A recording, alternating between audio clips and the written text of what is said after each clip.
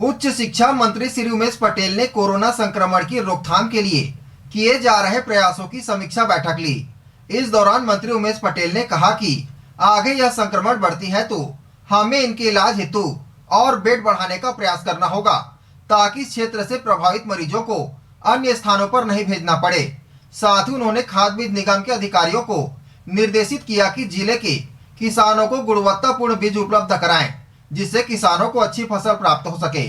उच्च शिक्षा मंत्री, कौशल विकास, तकनीकी शिक्षा एवं रोजगार, विज्ञान एवं प्रौद्योगिकी, खेल एवं युवा कल्याण मंत्री श्री उमेश पटेल ने कल रायगढ़ जिला मुख्यालय पर कलेक्टोरेट के सभा कक्ष में अधिकारियों की बैठक लेकर कोरोना संक्रमण को फैलाने से रोकने तथा उसके बचाव के लिए किए जा रहे प्रबंध की समीक्षा की। बैठक में रायगढ़ विधायक श्री प्रकाश नायक भी उपस्थित रहे। उच्च शिक्षा मंत्री श्री पटेल ने कहा कि आगे यह संक्रमण और विस्तार पकड़ता है तो हमें इनके लिहाज हेतु और बेड बढ़ाने का प्रयास करना होगा ताकि इस क्षेत्र के प्रभावित मरीजों को अन्य स्थानों पर नहीं भेजना पड़े। साथ ही उन्होंने कृषि और खाद्य बीज निगम के अधिकारियों को निर्देशित किया कि जिले के किसानों को गुणवत्तापूर्ण बीज उपलब्ध कराएं, जिससे किसानों को अच्छी फसल प्राप्त हो सके। इसके पूर्व बैठक के दौरान कलेक्टर श्री भीम सिंह ने उन्हें बताया कि कोरोना संक्रमण को लेकर अभी तक के प्रबंध संतोषजनक है।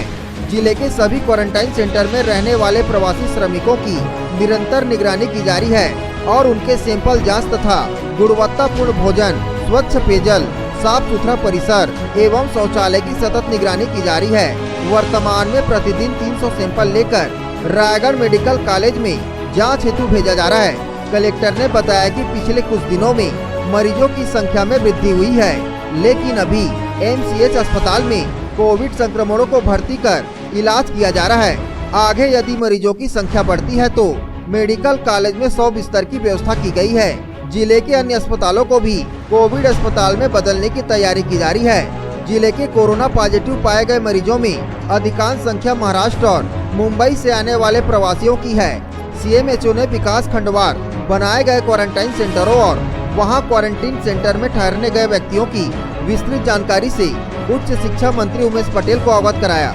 उन्होंने यह भी बताया कि अब सैंपल जांच रिपोर्ट प्राप्त होने पर एसडीएम की अनुमति से क्वारंटाइन किए गए व्यक्तियों को छोड़ा जा रहा है और उन्हें होम क्वारंटाइन में घर में ही 14 दिन रहने के निर्देश दिए जा रहे हैं। इसी प्रकार जिले में रेल से आने वाले यात्रियों को भी समुचित जाँच और क्वारंटाइन में जाने पर स्वास्थ्य विभाग द्वारा निगरानी की जा रही है।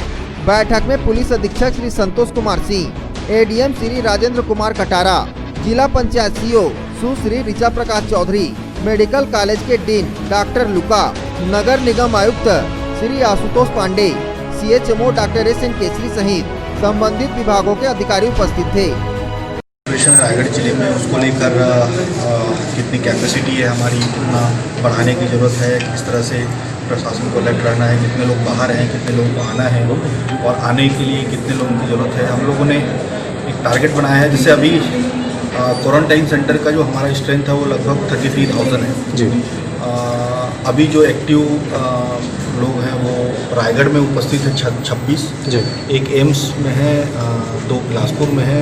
इस तरह से हमारे पास टोटल 29-30 हैं और हमारी जो कोशिश है 300 इसको स्ट्रेंथ को करने की कोविड-19 की, ताकि हमारे रायगढ़ जिले से हम किसी को बाहर भेजने की ज़रूरत ना पड़े, यहीं बिहार को जी। और आज के दिन में हमने टेस्टिंग के सीमा को भी बढ़ा दिया है। लगभग अब हम लोग आज के पोजीशन में 300 टेस्ट हर दिन करने के पोजीशन पे आ चुके हैं जी। उसी तरह से आइसोलेशन भी लगभग हमारा टारगेट है कि हम 500 से 700 के आसपास उसका स्ट्रेंथ भी करें जी, ताकि अगर आगे कुछ और ये हो तो हमारी कैपेसिटी इतनी रहे कि हम रायगढ़ में ही उनको आइसोलेट कर सकें, उनको क्वारंटाइन कर सकें या कोविड-19 में उनका इलाज कर सकें। तैयारियां अभी पुख्ता है, जिस हिसाब से लगातार केसेस बढ़ रहे हैं, क्या लगता है? जी हाँ, बिल्कुल।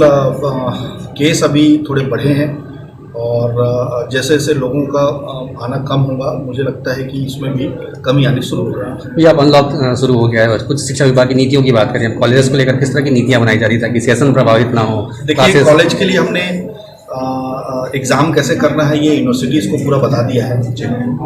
आने वाले समय में जैसे ही CBSE 12th का रिज़ल्ट आ जाएगा, हम लोग एडमिशन का प्रोसेस चालू कर देंगे और सेंट्रल गवर्नमेंट कॉलेज का डेट डिसाइड करेगा कि कब से कॉलेज खुल सकते हैं जी।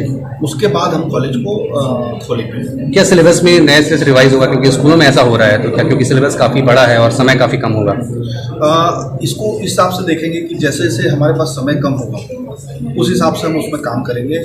मान लीजिए 5 यूनिट है तो 3 यूनिट का हम किस तरह से कर सकें, वो डिपेंड करता है कि सिचुएशन कॉलेज कब तक खुलता है जी। उस हिसाब से हम उस पर डिसीजन लेंगे। पिछले कार्यकाल में कुछ कॉलेजेस खुलने की बात कही थी, वो कहीं ना कहीं अब पेंडिंग रह गया है, क्या कोरोना से कुछ फर्क पड़ेगा भैया इस पे? नहीं, कॉलेज खुलने में थोड़ी सी दिक्कत हो रही है, लेकिन जहाँ तक रायगढ़ यूनिवर्सिटी की बात है हमारी प्लानिंग है कि हम उसको स्टार्ट कर सकें, एडमिनिस्ट्रेशन लेवल पे एटलीस्ट हम वहाँ काम शुरू कर सकें, ये हमारी प्लानिंग है। इस सत्र में क्या कुछ तैयारियां रहेंगी भैया यूनिवर्सिटी को लेकर? यूनिवर्सिटी को लेकर एडमिनिस्ट्रेशन हम लोग फुल फ्लेज स्टार्ट कर देंगे। हम लोगों ने वीसी और रजिस्ट्रार की नियुक्ति की प्रक्रिया शुरू कर दी है जी। आने वाले समय में जैसे ही प्रक्रिया खत्म होगी तो ये प्रशासन लेवल पे काम शुरू हो जाएगा। भैया पीईटी को लेकर जिस तरह की स्थितियाँ हैं, इस साल तो पीईटी होगा, लेकिन आने वाले समय में उस पर हम लोग विचार कर रहे हैं अगर किस तरह से पीईटी की जगह दूसरे राज्य जैसे करते हैं उसी तरह से फॉलो कर सकते हैं। इंजीनियरिंग कॉलेज पे ज़्यादातर खाली है भैया, उसके सीटें लिए नहीं भर पा रही है। हम ये व्यवस्था कर रहे हैं कि अगर मान लीजिए पीईटी में जो बच्चा अपेयर हो रहा है उसके बाद भी अगर नहीं भरते हैं तो 12th के बेसिस पे पीसीएम बेसिस पे जा सकते हैं। रायगढ़ से सुरजीत कौर की रिपोर्ट, ACN 24।